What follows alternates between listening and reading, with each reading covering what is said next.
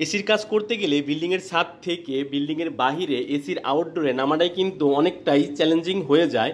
সেটা যদি খুব সহজেই এসির আউটডোরে নামা যায় তাহলে কিন্তু কাজটাও অনেক সহজ হয়ে যায়। আসসালামু আলাইকুম। আমরা যারা এসির কাজ করে থাকি তাদের জন্য একটা বিষয় খুব চ্যালেঞ্জিং হয়ে যায়, সেটা হচ্ছে এসির আউটডোরে যাওয়া। আমাদের বাংলাদেশে কিন্তু প্রায় এসিগুলোই বিল্ডিংয়ের বাইরে সেট আপ হয় আউটডোরটা, সেখানে কিন্তু কোনো প্রবলেম বা খুলতে লাগাইতে কিন্তু আমাদের সেখানে যেতে হয়। সেটা বিল্ডিং 10তলা 8তলা যে বিল্ডিংই হোক না কেন, সেখানে কিন্তু যাওয়াটা অনেকটাই চ্যালেঞ্জিং। সবার সাহসে সেটা কিন্তু কাজ করে না। ভালো এসির কাজ করতে পারে কিন্তু আউটডোরে নামতে গেলে হাত পাও কাঁপে, এটাই স্বাভাবিক, কারণ লাইফের জন্য কার না মায়া থাকে, তাই না? আসলে এক একজন এক এক টেকনিক অবলম্বন করে। আসলে আমি যেভাবে আউটডোরে নামি আমার কাছে কিছুটা হলেও সেফ মনে হয় আর কি। রিস্ক তো কিছুটা থাকবেই, তারপরে অনেকটা সেফ। সেটা হচ্ছে পিঁড়ি দিয়ে আর কি, যেখানে বসে নামা যায় অনেক সহজভাবে। দুটি রশি নামিয়ে ফিরির মাধ্যমে বসে সুন্দরভাবে আমরা আউটডোরে নামবো। দেখেন আমি এটা করছি, তার জন্য আমি সেফটি বেল্টটা ভালোভাবে মাজায় বেঁধে নিচ্ছি, যাতে আমার কোনো প্রকার আমি এটাকে যখন আউটডোরে যাব যে আমি যে গ্রিল পাবো একটা উপরের ফ্লোরে, সেই গ্রিলে ভালোভাবে আটকিয়ে আমি কাজ করব, যাতে আমার কোনো প্রকার যদি স্লিপ বা কোনো ঝামেলা হয় আমাকে যেন সেফটিতে কিছুটা লোড মানে কন্ট্রোল করে। ওকে। আর এই ফ্রি ডে কিন্তু আমার বসে নামার একটা প্রেরণা, এটাতে আমার কাছে অনেকটা সেফ মনে হয় আর কি। রিস্ক কিছুটা থাকলেও তারপর অনেকটা সেফ মনে হয়। আমি দুটা রশি নামাইছি, এটা হচ্ছে আমার 8তলা বিল্ডিং। 8তলা বিল্ডিংয়ে আমার এসিটা হচ্ছে 5তলায়। আমার উপর থেকে 3তলা নামতে হবে। 3তলা নামলে আমি কিন্তু 5তলা যাব। দেখেন আমি একটু কাজটা দেখাচ্ছি। আমার পিঁড়িটা কিন্তু একটা প্যাচের মাধ্যমে জাস্ট একটা রশির সাথে আটকাবো আমি। দেখেন আমি একটু কাজটা দেখাই নিচ্ছি। একটা ইউ সিস্টেমের একটা প্যাচ হবে, জাস্ট কোনো গিট্টু না, যেটা আমার পিঁড়ির যে নাট বল্টুটা সেটাকে আমি সুন্দরভাবে ওই প্যাচের ভিতর দিয়ে আটকাই দিচ্ছি। দেখেন আমি একটু কাজটা দেখাচ্ছি। এটা কিন্তু খুব সহজেই আমি যখন ফ্রিতে বসবো আমার লোডে আমাকে আস্তে আস্তে নিচে নিয়ে যাবে। আমার যেটা ব্যালেন্সিং, যেটা আমার যে রোটের আমি এই ফ্রিটা আটকাচ্ছি, সেই রোটের রশিটাকে আমি হালকা একটু ডিল দিলে আমি নিচ দিকে যাব। এটা আবার একটা বিষয় কি, শুধু আমি নামতেই পারবো, উঠতে পারবো না। এদিক দিয়ে নেমে একদম বিল্ডিংয়ের নিচ দিয়ে আমার বের হয়ে যেতে হবে। উপরে ওঠা সম্ভব নয় একা একা, কারো হেল্প ছাড়া। ওকে, দেখেন আমি ফ্রিটা কিন্তু ওইভাবে আটকাইলাম। আটকেই কিন্তু আমি এখন ফ্রিতে বসবো আর কি। এই প্রথম অবস্থায় বসাটা একটু টাফ, আমার দুই পা ভিতরে দিয়ে বসবো। তারপর আমার সেফটি বেল্ট যেটা আমি নিয়েছি সেটাও আমি রশির সাথে আটকেই নিব, যাতে আমার কতটা মানে সেফ হয় যতটুকু।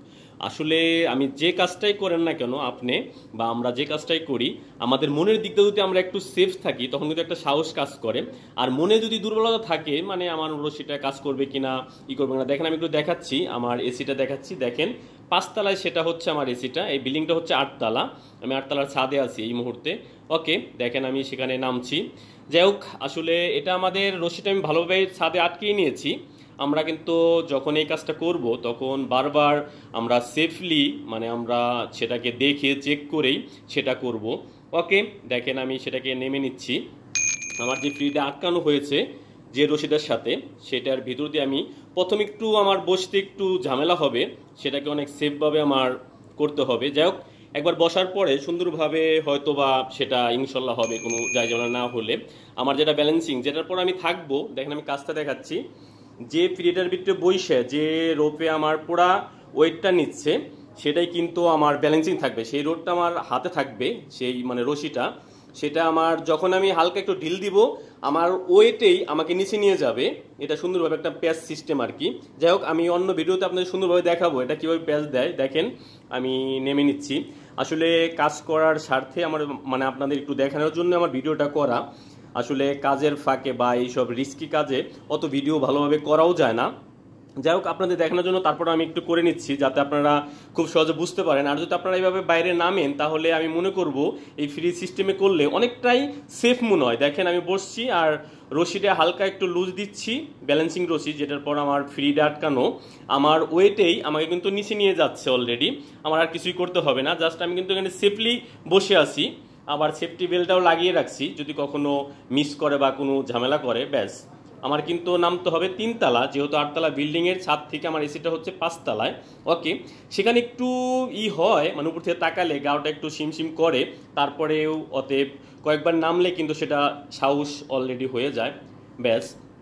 এইভাবে, কারণ আমার কিন্তু আউটডোর যেতেই হবে। আমার এসির প্রবলেম হলে, কম্প্রেসার না চললে, আউটডোরে ফ্যান না চললে, গ্যাস চার্জ করতে যাবতীয় কাজ করেন আমার আউটডোরে বেশি, ইনডোরে কিন্তু অতটা কাজ না।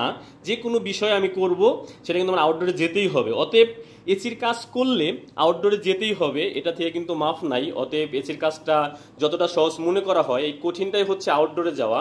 আর আমরা তো বুঝিনি আউটডোরগুলো এমন জায়গায় বিল্ডিংয়ের আউটে ব্যবহার করে থাকি, আসলে ওই যে জায়গায় জায়গায় এসি বাস্ট করে, নানান ঝামেলা করে, সেজন্য কিন্তু অনেকে বারান্দায় এসিটা লাগায় না বা জায়গা আটকায় ফেলে কাপড় চোপড় শুকানোর জন্য, সব কিছুর জন্য।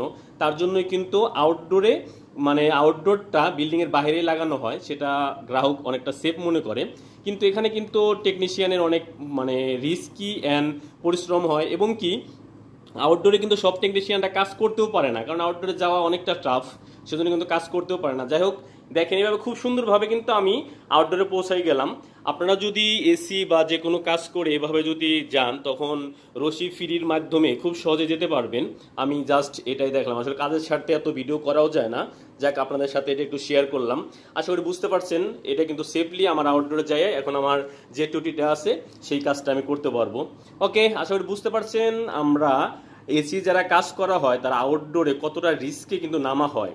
অতএব অনেকে ঝুলে ঝুলে নামে, সেটাকে আমি বেশি মাত্রা রিস্ক মনে হয়, এটাকে কিছুটা হলেও আমার রিস্ক ফ্রি মনে হয়। যাই হোক, দোয়া করবেন যেন আল্লাহ ভালোভাবে এভাবে কাজ করে কোনো যায় ঝামেলা না করে। ওকে, আল্লাহ হাফেজ, ভালো থাকবেন সবাই।